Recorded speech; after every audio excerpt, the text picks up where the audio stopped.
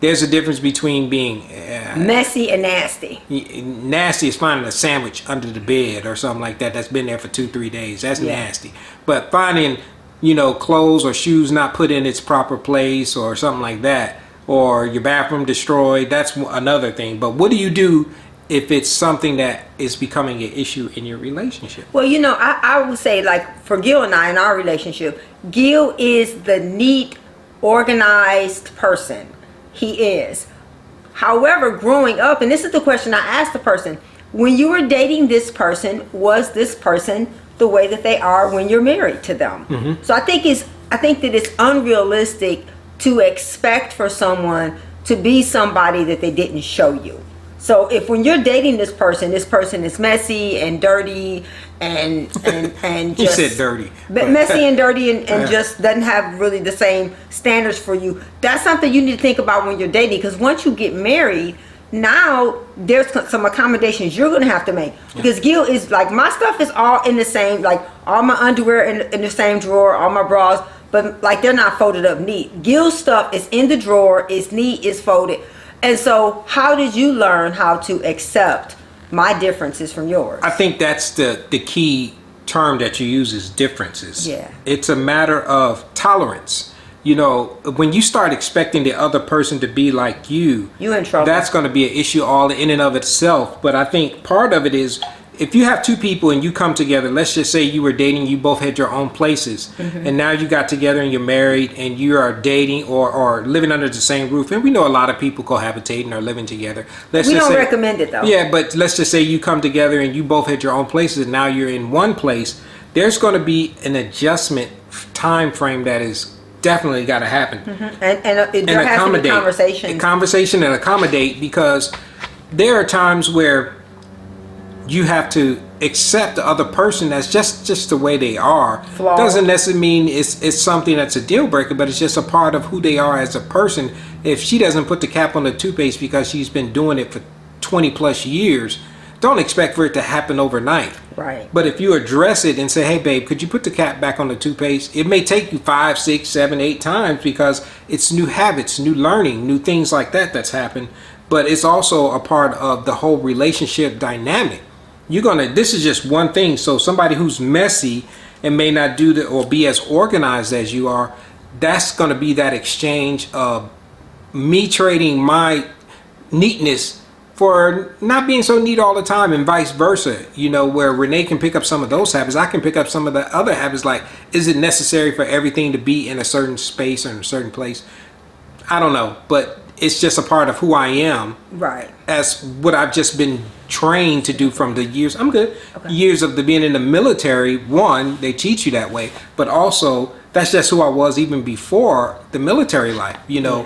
So I just like things to be in place so I don't have to look for it and I'm like all over the place looking for something. There's nothing more frustrating than that. And like I'll say, one of the things that and if you notice I said it, how do you learn to accept each other's differences? Because the key to being different is understanding and accepting that you're never going to be the same two people. No. We say this all the time. And so while I can say I have had to learn, because when I have lost my keys or I've lost my phone, one of the things that Gil said, well, babe, if you put it in the same place every time, then you won't lose it. And I'm like, well, you know what? Well, hey, my way is not working, so let me try it.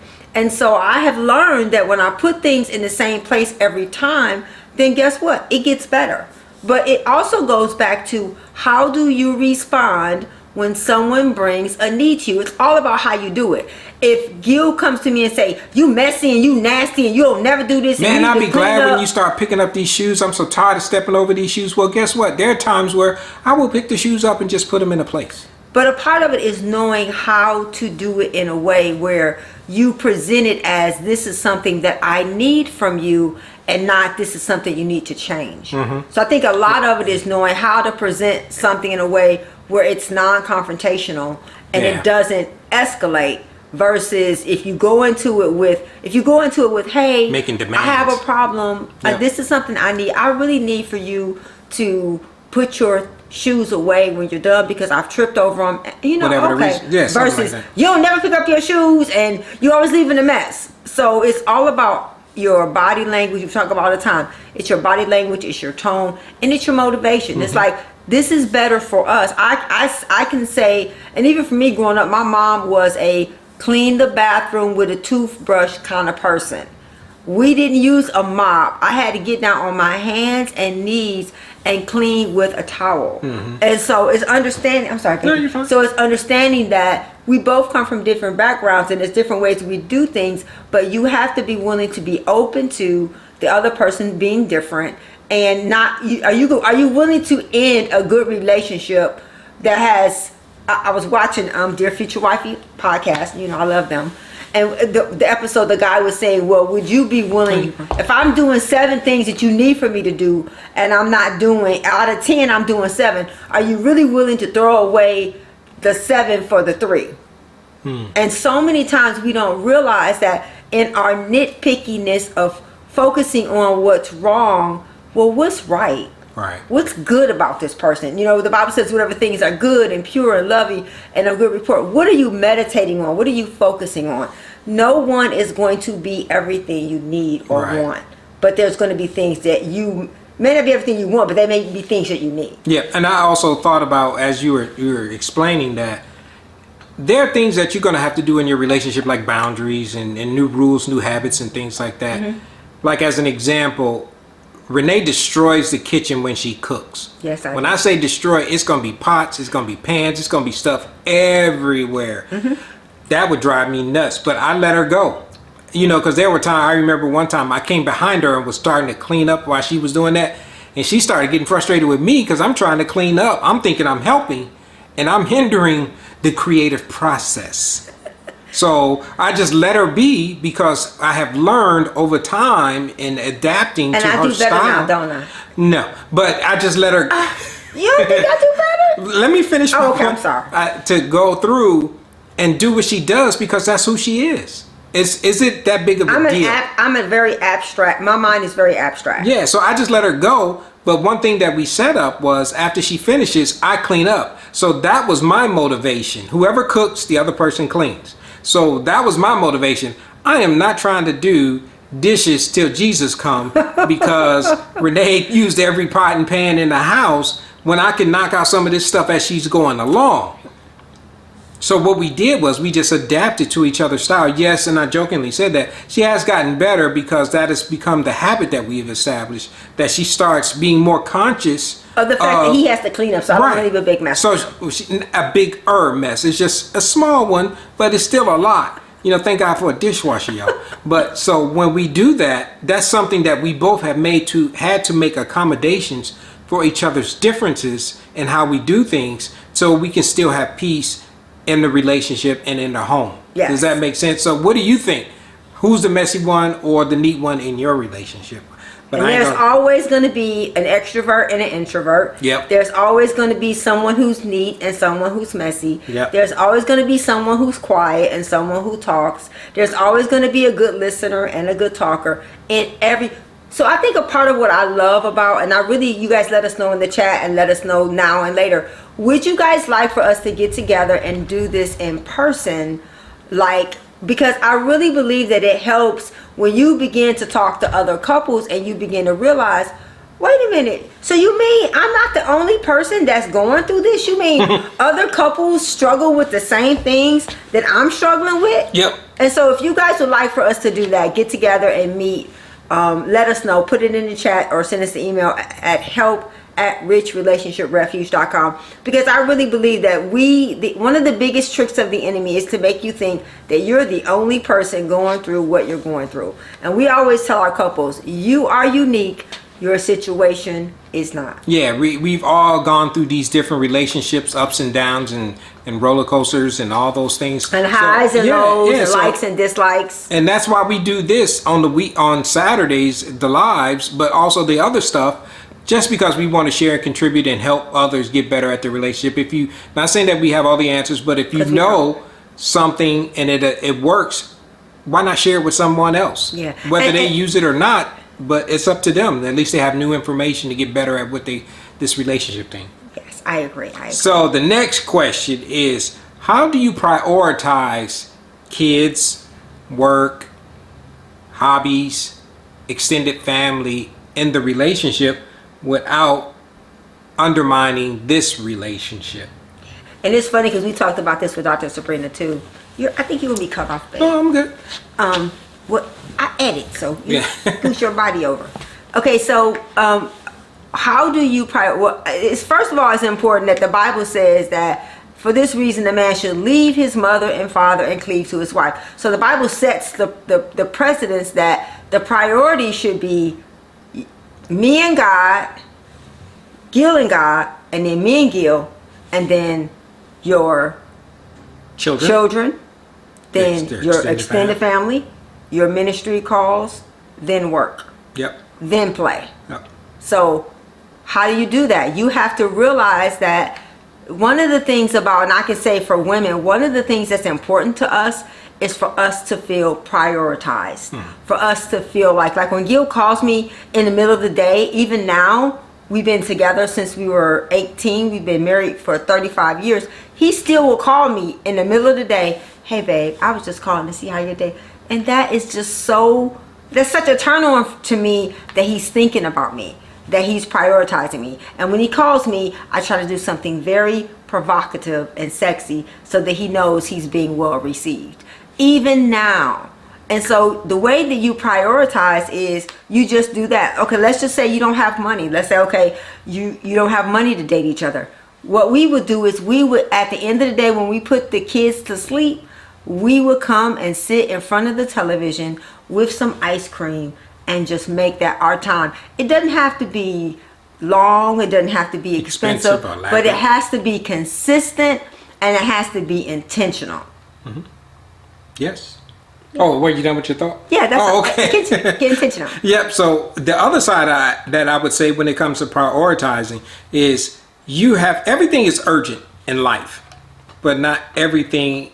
Everything is important. Let me rephrase that. Everything is important, but not everything is urgent. Mm-hmm. So again, everything is important.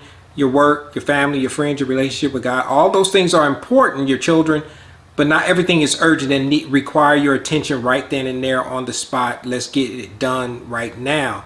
So I think when it comes to that, just like Renee talked about the priorities, my relationship with God and then my relationship with her, that is more important than anything else. You know, I have to spend time with the Lord because he's going to tell me things about our relationship and about us and about all the other things that are on my mind or that are important, that's going to give me insight. And if you don't spend the time first with the king to hear what needs to be said and to be done with the relationship or even all the other stuff, that is you're going to miss all the other things. And it's going to start feeling like you're stretched thin or you're being pulled in so many different directions that you really don't know what to prioritize. And the very thing that you decide to prioritize and think that is important, it won't be. So God gives us a list and tells us what the priority should be. Now there are going to take times where things come like this, jumble around. Maybe it's an emergency that happens that sometimes Renee has to take a backseat because something happened with the children or with Aaron or the other kids, that thing. But that's a temporary situation. That is not permanent. And we've talked to so many couples, and it even happened to us when we were early in our marriage. I was in that 0 to 7 years, 10 years mark range where the kids have come along and you are in your vocation. You don't know how to prioritize. Yeah, and you have made the children the priority, whether it's mom doing it with the girls and the sons and dad doing it with the sports and the sons, where that becomes the priorities. And then you will definitely forget about, hey, we're still husband and wife. Yeah, we're still a couple. There should not be a time where the only time you connect is when you finally get to bed together, and then all of a sudden you finally are connecting with each other physically, emotionally, spiritually, and all those things. It's not going to work. No, it won't. So because you're putting that last when it should be first, and it should be higher on the priority scale. So that's what you have to do, is decide, even as a couple, when you're dating, we are going to make this the priority and put everything else in its proper position and place. And it's by your actions. Yes. Yeah, it's by your actions. By your just looking actions. At that little bar. That's not going to be there. Yeah. By your actions will speak louder than your words. So if I'm a priority and you never call me, you never kiss me, you never touch me, you never acknowledge me, then I'm not going to feel like a priority. What are the things that I do? Like I said, the things that I make you feel like you're a priority. I love that every time I come home, Renee acts like I've been going on a trip. Like she hasn't seen me in a while. So when I come home, it's not, hey, what's up? It's like that. Hey, yeah, it's that. welcome home. Who wouldn't want to come home? Yeah. And who wouldn't want to come home to somebody who is excited about seeing them? And it's not that I am faking it. I really am excited to see him, because I think about all the times when he was deployed, or I think about some of my, I've had one of my girlfriends, her husband passed away. When you have all these experiences that let you know that nothing is permanent, then you have to be proactive about letting the people that you love know that you love them, and making sure that they feel loved and seen and heard. Yes. So, and who wouldn't want to come home to that? So that's one of the things that she does that is great, and I didn't realize it until you don't get it. And then you like, what's wrong? Something is missing, so that hopefully that gives you an answer to the priority question. Let's hear your response. What do you think about our response to your question? And then the last question that we got is here. Why is abstinence important during the singleness? During your singleness, when you're just dating or just starting out, why is abstinence important? We're talking about sexual activity, sexual interaction. In other words, we are believers. We say all the time, this is a Christ-centered, solution-oriented channel, and that's what we teach. It's how we model it. So why is it important to remain abstinent until you get married? Well, I was watching an episode with I think it's called Relationship Matters. Lateris was on there being interviewed, and there are 3 single people in there talking about the struggle with abstinence and why is it hard. Well, the reason why it's important is because I believe that sex is the mystery of marriage. I believe that God gave sex to couples so that I can extend grace to Gil, and Gil can extend grace, because there's something about when you make love to somebody that you just have this starry-eyed, like puppy dog, like chasing after him and just feeling like doting over that person. A boyfriend doesn't need that. A girlfriend doesn't need that. You need to be able to be objective and sober and see them without rose-colored glasses. And sex hinders your ability to do that. And so if you would reserve sex for marriage only, then it'll get the benefits of it without all the side effects. You move too fast. You talked about moving in. You move in. I had somebody that asked me once, hey, do you think people should move in together or not move in together? I'm like, you shouldn't move in together, because once you live together, you're going to be doing things that married people do that you're not committed. There's no commitment for you to do that. And so the reason why abstinence is so important is to give you the ability to be sharp and clear and to be able to establish boundaries. And the most important reason is because your body is valuable. You are a gift, man. You are a gift, woman. And you don't want to just give that away. It's something that should be given as a result of a covenant and not a promise, because an engagement is a promise. It's not a covenant. Right. And so that's why it's important that you maintain your sexual purity until you get married. Okay, let's say you had sex before. Well, maintain abstinence until you make the commitment to marriage, because it'll allow you to be a lot clearer. It'll allow your judgment to be not as cloudy. And it also shows, if you can't do it when you're dating, maintain abstinence. You're not going to do it when you get married. I think it also clouds. Those are all good points, and it clouds the relationship. And what it's really supposed to do is kind of putting the cart before the horse. You take things out of priority the way God has established it. Yes. Even whether you're a believer or not, it doesn't change the fact that God created marriage, God created relationships, God created sex for marriage relationships. And if you do that out of order, you're going to have these connections. Some people call them soul ties and those types of things. People have these connections with other people that they can't seem to get out of their system. Right. That's because you did something out of order. You put this person in a place that they were never designed to be. And then when the relationship goes away, or you don't have that intimate connection anymore, you feel like there's a part of you missing. Because you are giving a part of yourself to this other person forever. Right.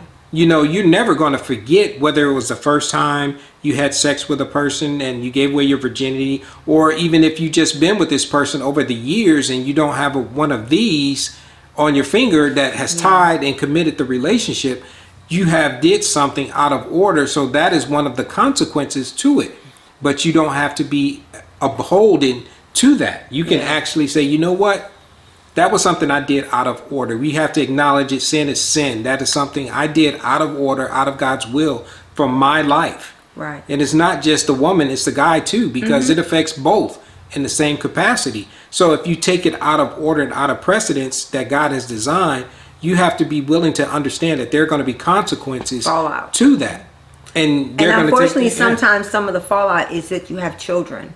And not that a child is a fallout, but they're not the mistake. They're not the mistake, but they're going to be the recipients of your choice, and it may not necessarily be the best in their favor. Yeah. You know, because children deserve the same, you know, stability and love and support and value that each of us received. And so by doing it out of order, you create unnecessary conflict and drama in your life. And if you've done that, there's grace for you, there's forgiveness for you, there's, you know, there is restoration for you. However, it's like if you've not gotten to that place, so think about it before and do things in a way where you're going to have more rewards and not regrets. Yep. So. And so another question that we had was, basically I talked about that already as far as should you live together. Should you forgive someone who is a cheater? What should you do? Should you forgive someone who's a cheater? Well, I'm going to talk about it from the perspective of a married couple as well as if you're dating. If you're a married couple and your spouse cheats, then the Bible just says that adultery is grounds for divorce. It doesn't mean you have to get a divorce. And so if you guys decide that the other person comes and fesses up and let you Truly know repentant. and tells you, and they're turning away from it, and you know, because we've seen so many couples that have had adultery as a part of their story, and it's made them closer and more vulnerable, and it's made them better. But then we've also seen couples where adultery destroyed their relationship, and it goes back to your ability to communicate, your ability to extend grace, your ability to be willing to get somebody to give you help and keep you accountable. And so that is basically a decision that each couple has to make. In regards to dating, Let me add something before you jump to the dating part. I would say you have to also know and be willing to forgive yes, the person.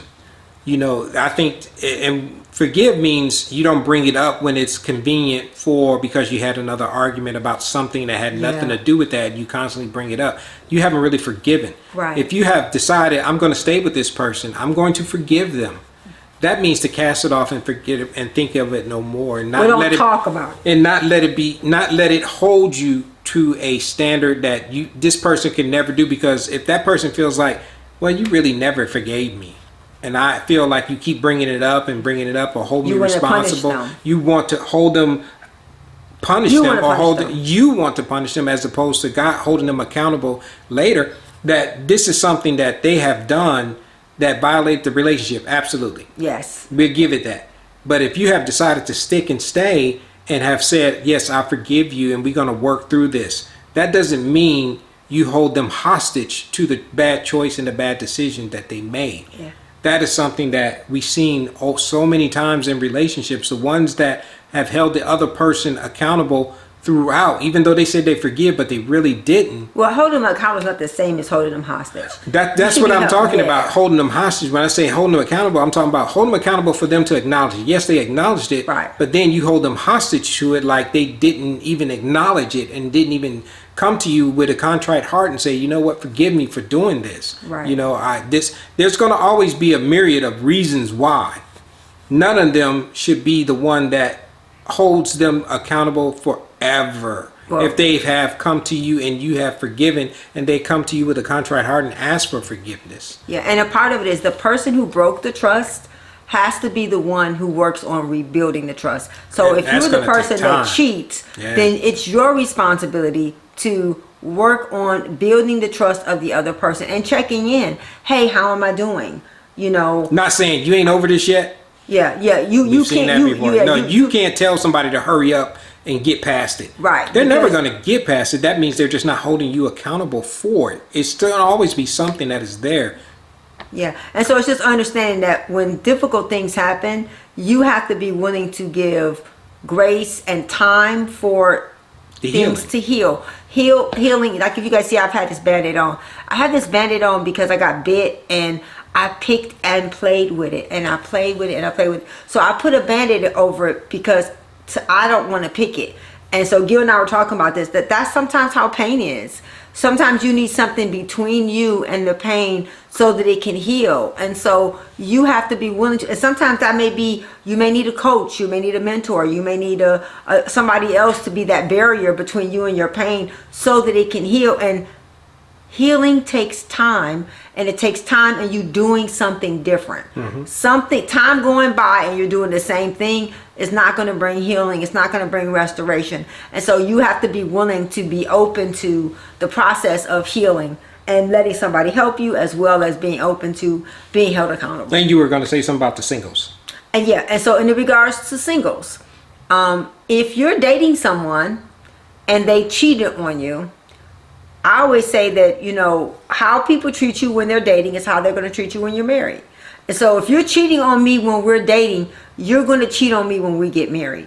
And so I think that in a dating situation is totally different because there's no covenant that has been established. So if I'm dating someone and I know you're a cheater, I'm not going to continue to date you because that's a pattern. That's a character issue. If you can't commit to me in a one-on-one relationship, and we talked about this in the book about the difference between going out and dating. If we're going out and you go out with somebody else, you're not cheating on me. No, we're just dating. We just Because getting we're to just know each going other. out, We haven't going made a out. commitment. Dating is when we both have committed. We both discovered that we are each other's person, and we decide that we're going to go on this journey towards getting to know each other Getting in to an the marriage. exclusive, Yeah. in an exclusive path towards marriage. Going out means I am just like going out. You enjoy their company. Yeah, and I may enjoy 4 people's company at one time. So it's not the same. And the difference between going out and hooking up is sex is not a part of the equation. And we talked about that before. And so should you date someone, should you go back to someone who cheated on you in a dating relationship?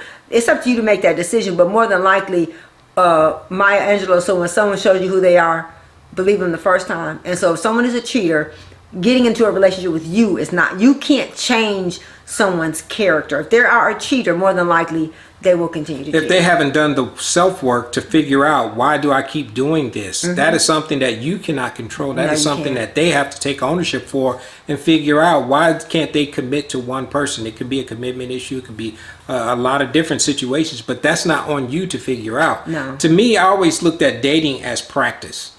Practice for marriage. When you say practice, I'm talking about it not to trivialize Well, I think it. it's I don't think I think. Well, let me finish go my ahead, I'm thought. sorry. I say, when I say practice, I'm talking about you're going through or establishing a relationship with someone. You're going to make mistakes with this person because you don't know them. You're getting to know them. That's just like in a sport. You practice so you don't make the mistake when the real game comes.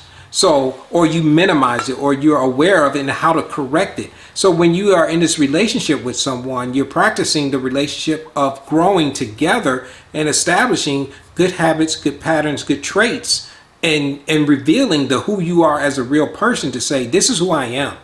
You know, this is the things that I do, this, the good, the bad, the ugly, you know, and that gives that person the opportunity to decide, can I deal with it? Do I want to work on it? And can I stay around for if it never changes? Right. So that's what I'm not trivializing it, saying it's like practice, like it don't really matter. I'm saying it in the sense of you are getting ready for the real game, which is marriage. Right. So that's what I mean. So any other questions? Well, no, we didn't have any other questions, but if you have any questions, yes. please put them in the chat, put them in the comments, and we will definitely answer them. We hope you guys enjoy our time together. Again, we're going to be live every Saturday at 12 noon. Not 1 o'clock, not 2 o'clock, at 12 noon. So we can consistently serve you and be with you guys on Saturdays. We appreciate you being the most important part of our community. Thank you for joining us. Hi, thank you for joining us. Thank you for joining Thanks, us. NW. Even if you don't have any questions, we hope you got something out of it. Thank Appreciate you. it. Hope you enjoyed it. And so we're going to go live again next Saturday, and we will have a topic from the book. And one of the things that I think that we will talk, we'll look in the book and come up with which area we're going to talk about. We're going to go back to the Singles Blueprint for Dating and Marriage. And we also have the book, Our Marital Code to Oneness. We have now probably 1,600 videos on YouTube. So if you go to our YouTube channel, you can see the full videos. We're on TikTok, we're on Instagram, we're on Facebook, and we are on LinkedIn. And so we're trying to make sure that we provide you with a safe place to grow and learn as a single and also as a couple who may be struggling with communication, conflict resolution, and even just having community. Yes. And so we love you guys. Thank you for joining us in Alabama for the book signing. It was really fun. It was good to see everyone. And Ohio. And Detroit. And Atlanta. And also here in San Antonio. We're looking to do some more in Texas. As we go into the holidays. Yeah, and so for December, we plan on being off because our anniversary is in December. Jesus' birthday is in December, and my birthday is in December. Okay. So we'll be hanging out in, I don't know where. We haven't decided. But yet. We'll be around. So yeah. So we love you guys. Wait. I see here's okay. You do have a question. Go ahead. What's your question? What's your you question? Can put it in. I know you typing, so we just go in there. What do men like in a woman? Ooh, that's a good one. So I'll start off with this one. I think it's going to be different depending on the guy. And if you're talking about the flavor, as far as the height, the weight, the shape, the size, the color, and all those things, everybody's different. Everybody has different preferences. But I think you have to look at it from a different perspective of, I think most men want honest, open, transparent when it comes to their woman. They want someone who is understanding who they are. And when they say, I want to get to know the real you, I'm not talking about the superficial stuff. I'm talking about, yes, you want to look your best. All that is always, let's just say that those are the given.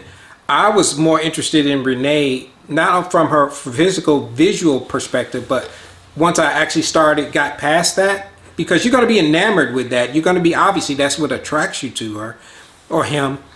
But it's the things that comes behind that. What kind of character does this person have? What are their values? What are the things that make you want to stay around? Do you feel safe with them? Do you feel protected with them? You know, that should be something that you feel comfortable with at the very stage in the date. If you, even on the first date, if you don't feel comfortable with this person on the first date, more than likely, as you progress along the relationship, if you decide to pursue it, it's not going to grow. You know, getting to know someone is a journey. It is something that is going to happen over the lifespan of the relationship. So those are the things that I think is the most important when it comes to, from my perspective, when it comes to that initial attraction.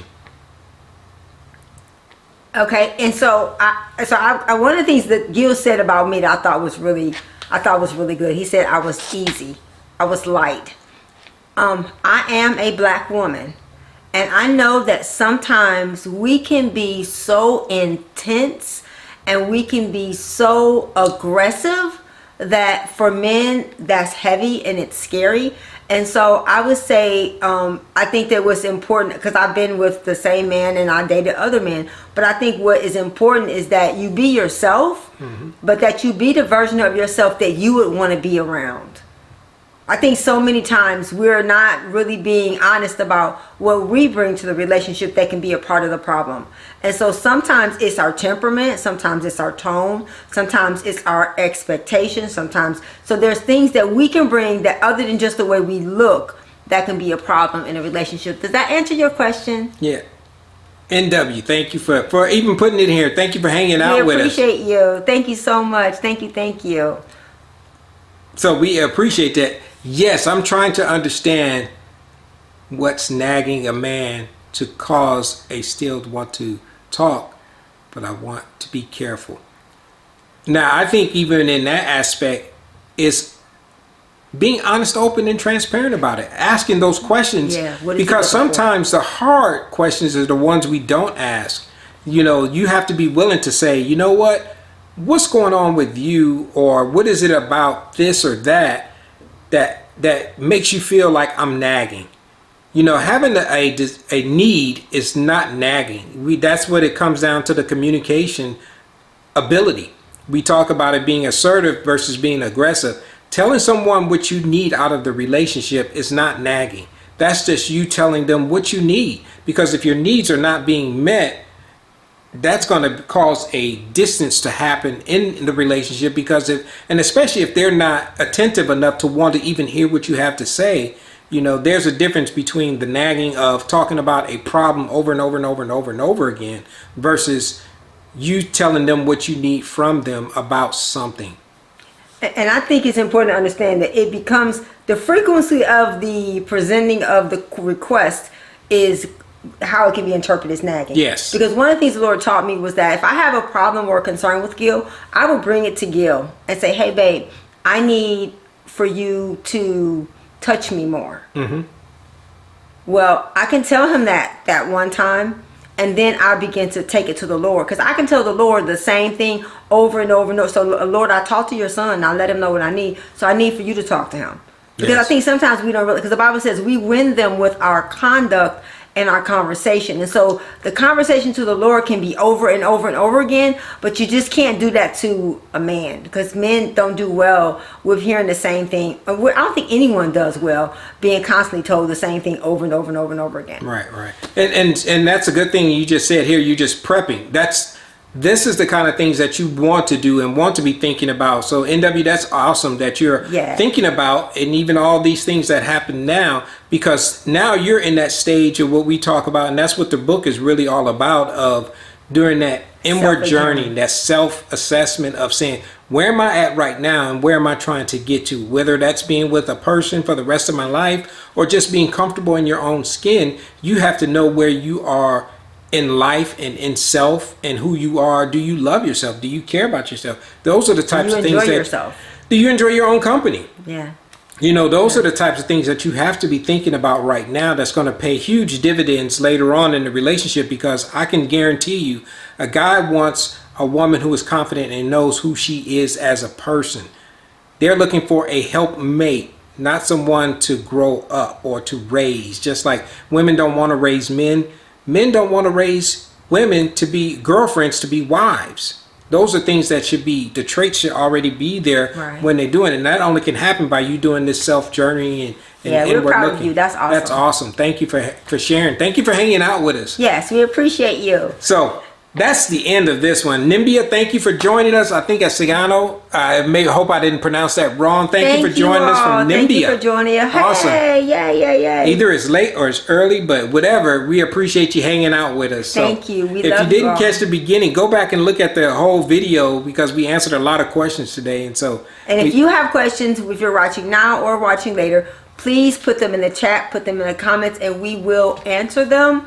We love you all, and we are so grateful to be able to serve you in this capacity. If you've not subscribed to our channel, please subscribe. Please hit the notification bell. Please share the video with other people. And please go back and watch the full video and leave your comments, and we will respond to them. And we got you, NW. Yeah, write the questions down. It doesn't matter what we're talking about. Bring them. Yeah, we'll answer them. So you can go to any of the platforms. You can go to Instagram, TikTok, Twitter, Pinterest, Rich Relationships Refuge, or you can send your questions to help@richrelationshipsrefuge.com.